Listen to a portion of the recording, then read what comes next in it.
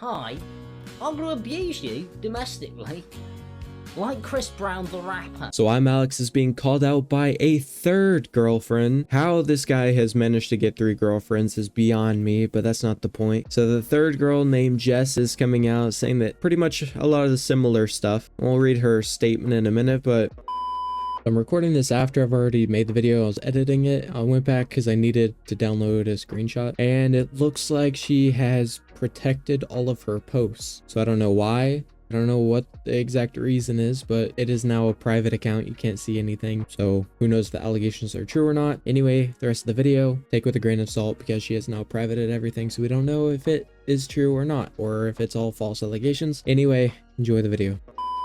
First it was Alice, then it was Annie, and now it's Jess. I don't know how many more are going to come out, but I guess we're going to have to wait and find out. And we'll go ahead and get into what she posted. She said, from November 2018, February 2020, I was in an on and off relationship with Alex, as everyone else seems to experience the first few months up to a year, where as you'd expect with a brand new relationship. I can't speak much now as of 4 years later. I've suppressed these memories and don't tend to think back on that time. I had made a statement in 2020 for my own personal closure and didn't expect it to go anywhere but just exist. I really wanted to reach out to someone, but I knew I didn't have the evidence because I deleted our messages to try to get over our breakup. I've included my original statement alongside a Facebook message between Alex and my friend during an insomnia event where he thought I wasn't in our hotel room. He left to go see Slazo before the accusations, and I had woken up to banging at the door to said friend showing me this message and saying Alex was looking for me. And this is the messages. It says, yo, where's Jess? I am very angry at bar. I am going to kick her head in. Now I'm locked out. Might kill her. Might actually kill her. And then a 39-second call. Who knows what happened for 39 seconds, but that's not very long. And so obviously this is a similar kind of thing. He always is telling them he hopes they will die, like Alice. She had a bunch of proof where he would say, I hope you die, hope you die, you know, KYS, stuff like that. Like, this is some psychopathic behavior right here. This message conversation is believable because of all the stuff we've seen with him and Alice. It's the same kind of vibe that we get. It's like he can't go one relationship without threatening their life. I don't know what it is. Then it continues on. She says, I was in the bed next to him. He just hadn't bothered to look. That is so ridiculous. So he got up thinking she was gone, went out, was mad that he couldn't find her, thought that he wasn't in the room, thought that he wasn't in the house, and then threatens to kick her head in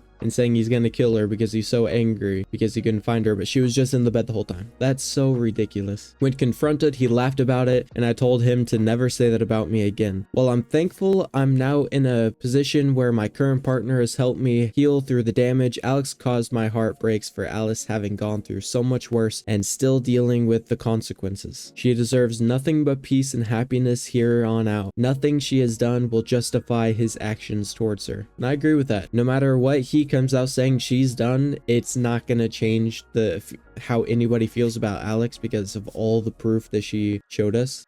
How he was acting towards her is just ridiculous. And then here's where she linked it from 2020. Probably won't read through the whole thing, but we'll get into at least some of it. And obviously this wasn't for clout because she didn't even name the person at the time. She just made the post talking about a toxic relationship she was in, and that was that. So she wasn't looking for clout, wasn't some kind of made up thing, but we'll get into it now. Specific names won't be mentioned, but most can assume anyway. Whoever is currently in a relationship where your partner is heavily one-sided, guilt trips you, or puts you down, please get out. I know it's hard to think of wanting to leave, but I can assure you it's for the best. The start of my last relationship was everything I had wanted at the time. I was already living my best life, so things were only improving. The guy was super lovely and sweet to me, always cared and went the extra mile, but something changed not long into the relationship. It's very typical if you've seen the other stuff about Alex in the past with the other relationships, especially Alice. It was like he was keeping things away from me, which is obvious. You'd tell your partner. I mean, I would have in that situation. There came a time his ex came back into the picture, and like anyone, I felt a horrible gut feeling when they met up. She ended up going to his flat and went out clubbing with him and some mates, all of which I had to find out through social media. Nothing from him. I'd already made it apparent. It made me uncomfortable, them two being together,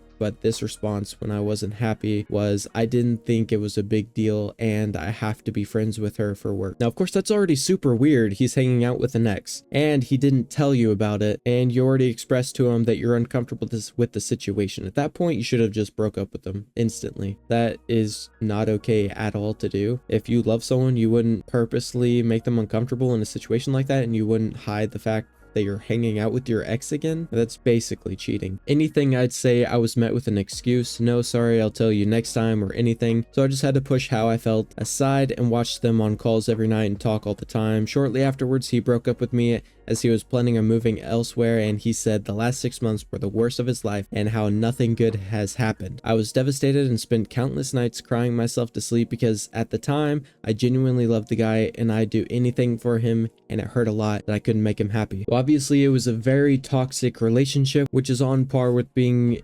involved with I'm Alex, and there's even more stuff going on. We're not going to be talking about I'm Alex right now. We're actually going to be talking about Inabs and Kirsty, whatever her name is. She's basically alleging that Inabs is toxic and knew about the situations, caused her to have a lot of mental health problems, and go to therapy. Now, Inabs has made a response to that, so we're going to go over that after this, but we'll go ahead and read these off. So it starts with, I deleted what I said earlier, but F that. Inabber knew what Alex was. He would often comment how he was an awful person and even labeled Alex a narcissist himself. Everyone knew what a disgusting person Alex was and is. Pretending you were in the dark is inexcusable. Whilst I don't believe that anyone knew to the full extent Alex was treating Alice, everyone knew Alex was a narcissist prior to Alice's statement from how he treated literally everyone else. He's cold and malicious in ways there is no way anyone can deny. Alex was an extremely toxic friend to Fraser, along with so many others, and as someone who once loved him, it was hard to watch. But Fraser admitted to me that he put up with it because being friends with Alex benefited him in his work. Fraser is also a very calculated person. Manipulation and lying come easy to him. It is disturbing. Fraser is also a very calculated person. Manipulation and lying come so easy to him, it is disturbing. He is not the same, but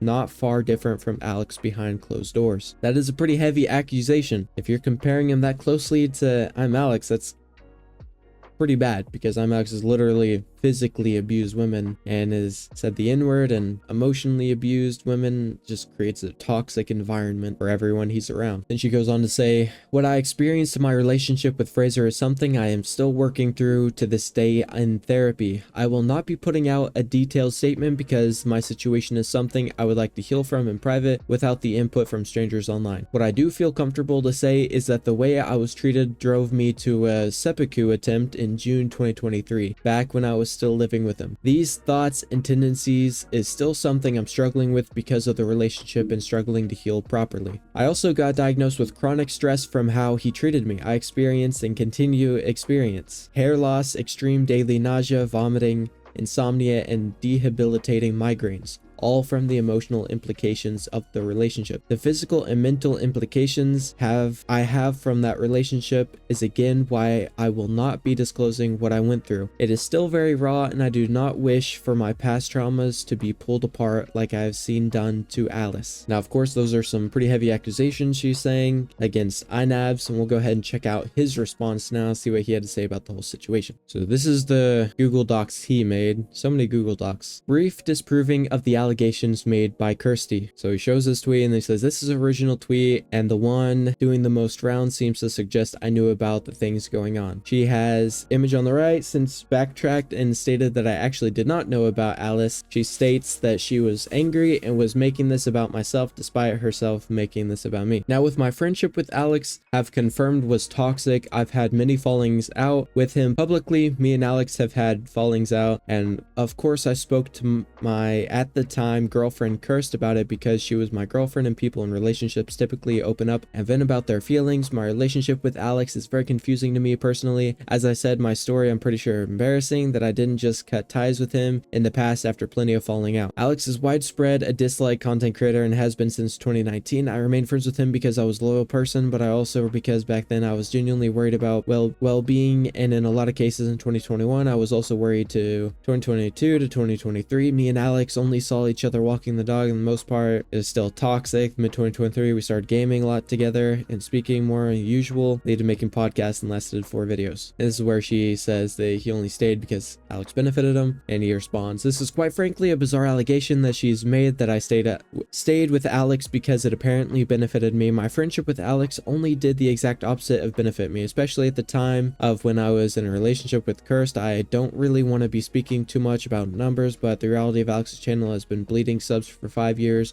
nowhere near his relevance 2018, and widespread dislike creator." And then he responds to these 2 tweets, and he says, "Finally, firstly, to suggest I'm not far different from Alex behind closed doors is an absolutely wild allegation. Alex, based on text, was regularly telling Alice to off herself, calling her and multiple other abusive things. Yes, me and Kirst had arguments like any other couple, but it never got to that." Now, this is where we get to June 2023. This is what I'm very confused about, and I understand the serious allegations and blaming for seppuku attempts that month. Now I know Kirsty has depression and does absolutely have real struggles that I would never deny, but I have struggled to find any reference to that in our text. Here's some screenshots of me searching for text related to what I could find, and that's what he was trying to look for. As you can see from these texts, there are no references here. Now, I am not saying she didn't attempt this, but if this was my fault, surely there would be some reference to it. But also, let's talk about how Kirsty spoke to me personally in DMs May-June of 2023. You guys can pause and read this.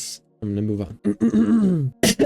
Oh wow, I'm still recording. Whoops. And this is where she said the physical and mental implications, which kind of lead you to believe that there was some physical abuse by her wording. But then he says, and of course, since then has backtracked and clarified on what she actually meant without deleting the original tweet at the time of writing this, and instead of in a reply to someone that barely anybody has seen, causing people to speculate about the worst like this. No, Fraser did not physically touch me. When I say the physical implications, I mean the implications of the chronic stress symptoms. Whilst I appreciate she clarified on this, the tweet is still up, and in terms of mental implications, of course, living with your ex for 9 months will cause so much stress, but it was an unfortunate situation that we both found ourselves in. Kirsty had no contact with her family at the time to leave. Our friends had moved away, and she was alone and isolated. And then it shows how she fixed the situation. She said, "Sorry, there was a bit of confusion with my wording, so I just wanted to clear up things and say Fraser knew the type of person Alex was, not Alex was abusing Alice. I was angry in this situation, acting defensive." But going back to her post, she made her follow-ups about confusion that would have been caused by her wording, just showing more irresponsibility. These tweets she made are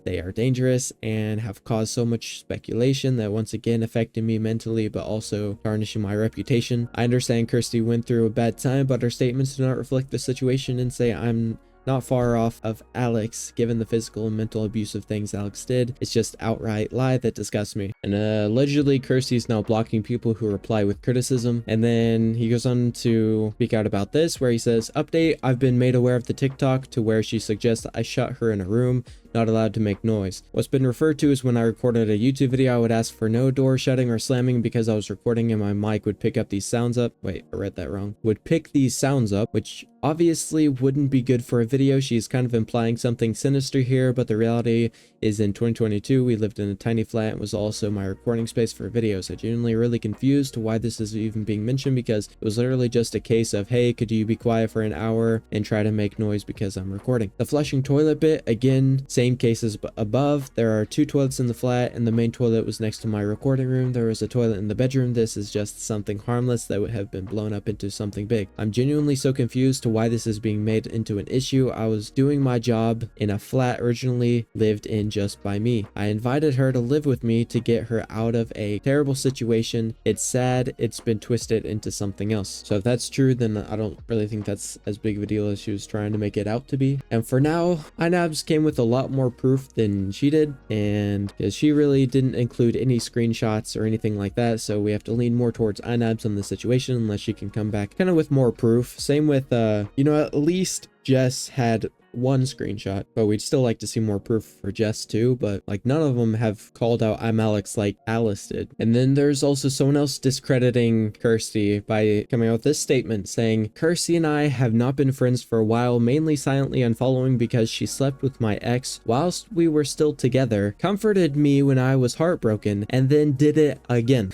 That is so messed up. "I was in London with Alex and his editor at the time I was dating the editor." So the story's going all over the place. Now there's someone else being accused. There's a whole lot of stuff coming out, but we just have to try to stay focused. We need to look at all the facts, all the evidence. We need more evidence from the people that are calling out Alex and Inabber, but we'll just have to wait and see what's gonna happen. So it seems like it's confirmed that Alex has started drafting his response to them. So we'll see when that releases and what exactly he's going to talk about and say. But no matter what he's going to say, it's still not going to make up for all the stuff he did to Alice. Anyway, if you like the video, make sure to like and subscribe, share it with your friends, your enemies, whoever you want really. And yeah, see ya.